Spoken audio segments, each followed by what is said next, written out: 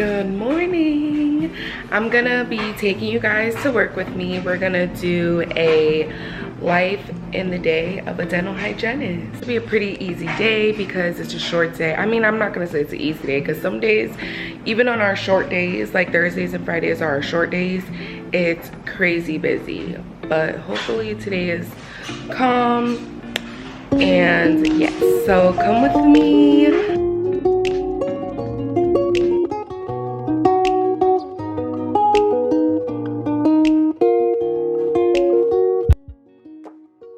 Alright guys, so you're going to notice that my hair and my outfit completely changed.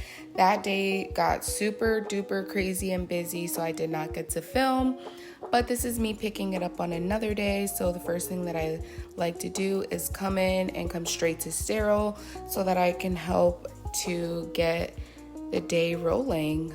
We can't work without instruments, so I do make sure that I come into sterile frequently just so I can check up on instruments, and it just helps to keep the office flowing when all hands are on deck, guys. So I definitely always encourage help out in your office with sterilization because the flow will be that much better. And now I'm gonna go ahead and get some hygiene trays set up so that we are prepared and at least have some trays for the first few patients. And we do have a hygiene assistant. She helps us to keep up with this during the day. This is basically what the tray looks like. That's our basic kit. So we have everything that we need. Okay guys, so now I'm gonna go ahead and get started with this new patient. First, I'm just going over her medical history with her. I wanna make sure that I can limit as many medical emergencies as possible in the office. So I also take blood pressure. And she was happy because her blood pressure was very normal. So I gave her a good compliment. And next, we're gonna go ahead and take her full mouth series of x-rays. It consists of about 18 pictures or x-rays of the teeth. Helps us to see in between for cavities, bone loss, and we can also see around the roots to make sure there's no infections. Next thing we're gonna go ahead and do is take a panoramic. The panoramic x-ray goes around the patient's head and gives us a general picture. We can see all of the teeth in the patient's mouth with a panoramic x-ray. We can see if there are any extra teeth that may be impacted. So basically still under the bone. We can make sure that the sinuses are okay, and we can also see the jawbone. So it's a pretty cool x-ray.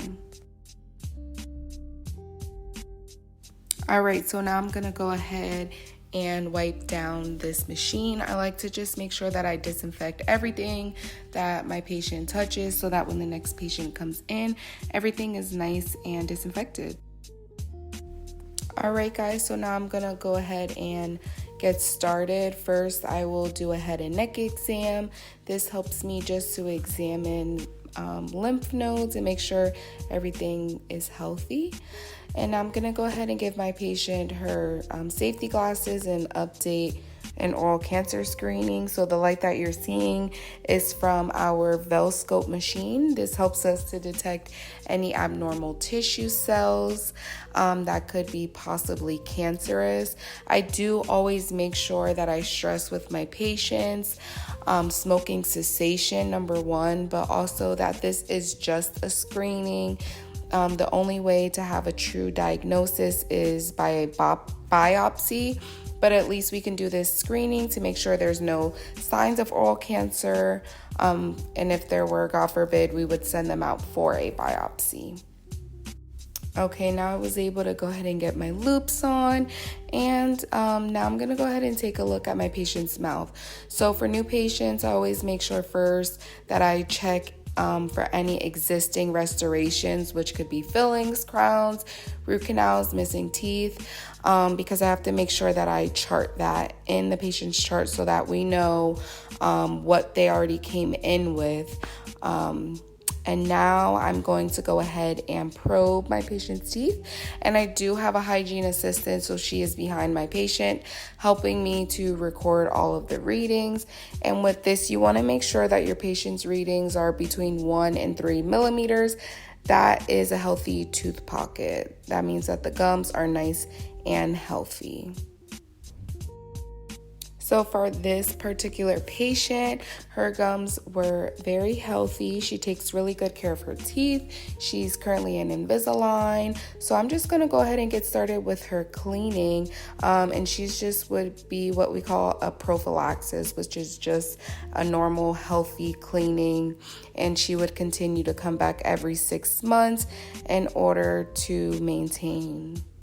So personally, I like to go ahead and get started with hand scaling first, and you'll see that I'm holding a gauze. That helps me just to make sure that I'm keeping my instrument clean and I'm not transferring bacteria from one area of the patient's mouth to the other. I do like to hand scale first, guys. It just helps me do a better cleaning for my patients. And I have been noticing such a big difference with my patients ever since I started hand scaling first. Even they, appreciate it more and they feel like they got a more thorough cleaning. So yeah, I really do like to hand scale first, guys. While I start doing my cleaning, I go ahead and start educating my patient about what I'm seeing. So if there's any areas that I want them to focus on more that may have more plaque buildup, tartar, or staining, I go ahead and just let them know. So now that I am done hand scaling, I'm gonna go ahead in with this water tool, which we call the Cavitron. If you guys are already in hygiene, you know that this thing is like a shower. So I always just like to warn my patient, just let them know, hey, it's going to be a lot of water. Some patients are really sensitive to the Cavitron, but I do always use it. I just kind of let my patients know, hey, I do love to use this instrument because it's going to ensure that I give you the best cleaning. As long as I use both my hand scale and my Cavitron, I am pretty confident that I can give my patients the best cleaning possible. So yes, and I love it because it helps so much with staining. So I make sure I go in there with those hand tools and get all of that plaque and tartar out of there. And then I'll go in with that Cavitron and get anything that was left behind, but most importantly, staining. All right, so now I'm gonna go ahead and floss my patient's teeth, and I make sure that I'm wrapping that floss around the contour of the tooth and going slightly below the gum line as well. And now the final step of the prophylaxis is to go ahead and polish the patient's teeth. A lot of patients, it's so funny because a lot of patients identify the cleaning as polishing. And I could only imagine if we didn't scrape the patient's teeth and we just polished, how they would feel. So it's so funny to me that they think that. But yes, this is the final part of a dental cleaning. And yes, well, some people will polish and then floss. I floss and then polish. I don't know if there's really a big difference. And I'm just going to go ahead and give my patient a good rinse here with the air water syringe. And I'm going to go ahead and sit my patient up. And I always give them Listerine. We do not have the spit bowls, so I make sure that I have the suction available for them. And I always make sure that I ask them if everything feels nice and clean, so that, yeah, they're nice and happy. There they go. Happy patient, happy life. All right, guys, so that was the cleaning, and the doctor did come in and do the exam, but I did not get that on tape. So I'm just gonna go ahead and clean my room, throw away all of the garbage. We use red bags, which is basically for unsterile items, and we use that just throughout the office. We don't even really have a regular trash bin. And then I just was showing you guys that we use Cavicide in order to disinfect. So I do use this spray wipe spray technique.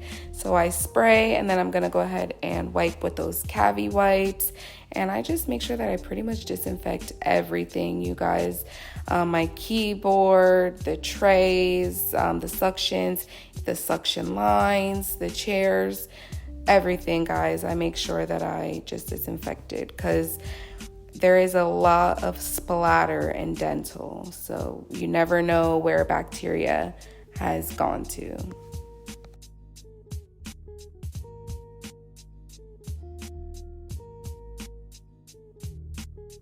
Okay, guys, so I have a few minutes before my next and final patient of the day. So I'm just going ahead and completing my note from my previous patient. And I'm going to go ahead and start looking at my schedule for tomorrow. I like to do that so that I'm not spending too much time in the morning doing it, or I don't have to come in super duper early. I like to know what's going on my schedule the day before, so you could just see me taking some notes about my schedule for tomorrow.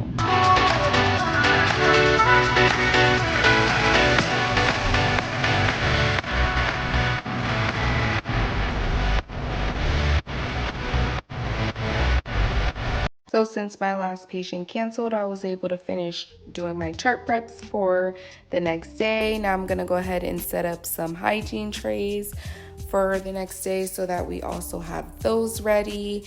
And just gonna go ahead and help out in the sterile room before I go. So yeah, it was a pretty easy, short day.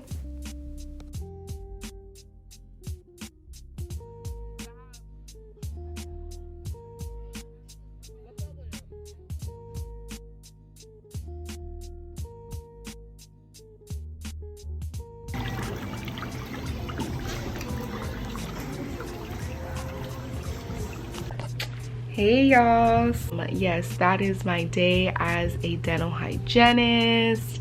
I've been doing dental hygiene, like I said, for 7 years now, and I really enjoy it. I think that it's a great field to be in. I feel like you can get paid very well. Right now, I would say, well, personally for me in Georgia, where I'm living, as a dental hygienist, you can be getting paid anywhere from like 40 to probably 60 at this point. Yeah guys, I'm just kind of chilling. Thank you so much for watching. If you guys have questions for me, please just comment down below, and I will make sure to answer them. If it's a lot of questions, I can even do like a Q&A video and just answer everything for you guys. It is such a great field to be in. It pays really well, and you know, you're in the health field and you are helping people. Don't let people discourage you. If you're already in dental hygiene, if you are on your way into dental hygiene, and if you're just thinking about it, you know, I encourage you to keep going. I encourage you to get into the field, and yeah, I encourage you to try it out. It's a great career. I've been able to be super duper blessed, and I just have to say, I did not get into dental hygiene on my own. I did not become a dental hygienist on my own. I had to do a lot of praying to get to where I'm at, but I'm able to, you know, have a nice, you know, place to live. And I moved here to Atlanta, you know, on my own. I live by myself, and I don't have it all, but I also don't know how to budget. The Lord is working on me though. Don't you worry. Don't you worry. That is all for this vlog. And again, make sure you like, comment, and please subscribe, guys. So thank you. Bye.